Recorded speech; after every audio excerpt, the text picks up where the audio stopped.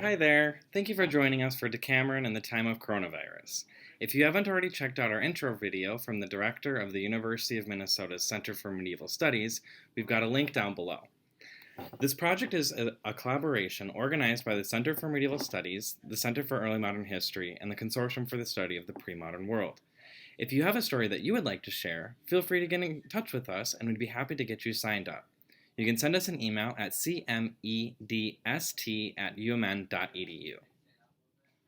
My name is Ben Obernolte, and I'm a research assistant for the Center for Medieval Studies and the Center for Early Modern History. I am a doctoral candidate in the Department of French and Italian, and I study gendered violence in medieval French and Spanish literature, focusing on the ways that race, gender, and social standing impact these acts of violence. But don't worry, today's poem is very light and fun. I will be presenting the Old French Fabliaux called Brunain, la vache au prestre, or Brownie the priest's cow.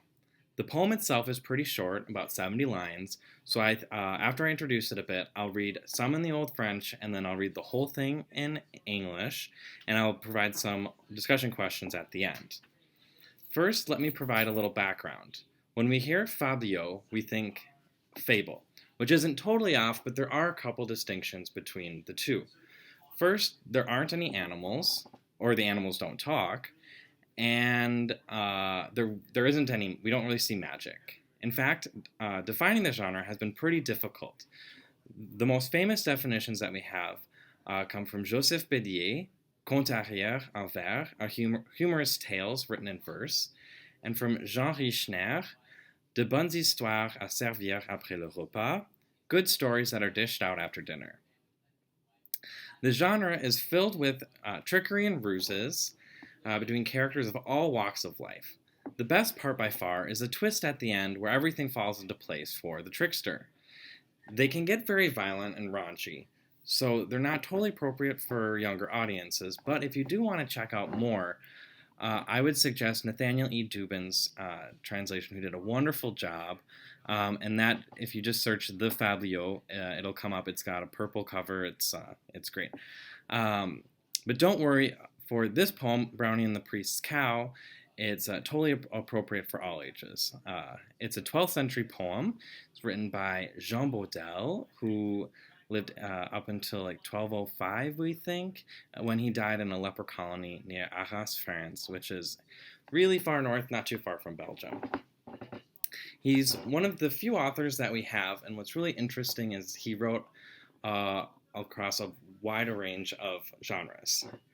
This poem follows a married couple who decide to give their old cow to a church when their priest tells them that any gift given to God will come back to them in double. And luckily enough for them, that's exactly what happens. I won't spoil anything now, so I just want to dive right into the reading.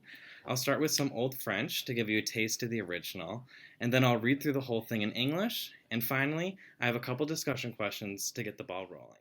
Okay, now I'll read some Old French. I'll have links to both the Old French version and a PDF with the English that I'll read in case you want to read it on your own. But I will have the English text on the screen while I read. Okay, so now for Old French. D'un vilain conte et de sa femme, qu'un jour de feste Notre-Dame, à l'oit ouvert à l'église, les prestres devant le service, vint à son point sermonnaire, et dit qu'il faisoit de bon honneur, pour Dieu qui raison entendoit, que Dieu au double l'y rendoit, celui qui le faisoit de cour. Okay, so that's the Old French. Now let's switch to the English.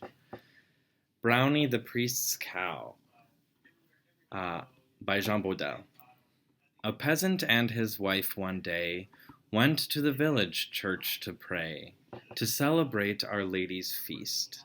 Before he sang the Mass, the priest stepped in front of the altar screen and gave a sermon to explain that he who gives to God does well, for God will cause his gift to swell. Who gives with a pure heart gets double. The peasant said, "Hear what a noble promise, wife, our priest now just made. Give of your wealth to God," he said, and he will make it multiply. We'd not do better, though we try, than offer to the priest our cow, for love of God, if he'll allow. She's nearly dried up anyway. That sounds convincing. So she may as well be his, replied the spouse. No sooner had they reached the house, without a word they set about their plan. He went directly out to the shed, took her by the lead, to give her to the priest as agreed. The priest had much ability.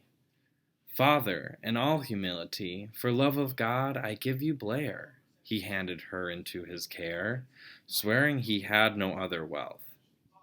Friend, you have done well by yourself, said Dom Constant, whose disposition inclined toward gain and acquisition. You've done your errand, you may go. Would that my parish was always so obedient. My faithful flock would fill my barn and swell my stock. The peasant takes leave of the priest, who quickly orders that the beast be yoked together with his Brownie, a good-sized cow, to help the scrawny Blair adjust to the presbytery. His clerk sets off, leading the wary beast, takes their cow by the tether, and ties the two of them together, then leaves them standing in the pasture.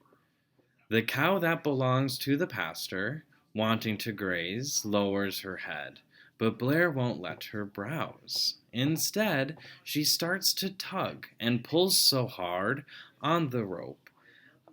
She drags her from the garden and leads her over dale and hill, through meadows, farms, and fields until at last she reaches her own byre, the priest's cow trotting along by her, disgruntled and the worse for wear.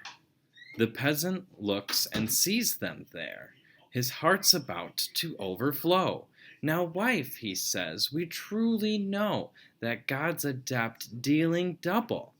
Blair's coming back home as a couple, bringing a cow. She's large and brown. We had one, now that's two we own. I think we'll need a bigger stable. Now for the moral of this fable. Submit to God, renounce the self. For he to whom God gives has wealth, while he who hoards labors in vain. Without luck, none can count on gain increasing. That's how things are now. The peasant got a second cow, for fortune smiled. The priest has none. He's often lost who thinks he's won. Okay, I hope you enjoyed that poem. Now for the discussion questions. First one I have is, how would we change the poem to be set in the 21st century? And second, I kind of broke the moral up into two different parts. One that says that you should give in order to receive, and another that the person who thinks they've won has actually lost. What are your thoughts on these two morals? In what ways do you find them to be contradictory or maybe complementary? So feel free to share your thoughts below in the comments, or if you have other questions or things you'd like to discuss, go ahead. So yeah, thanks for listening. Have a great day. Bye.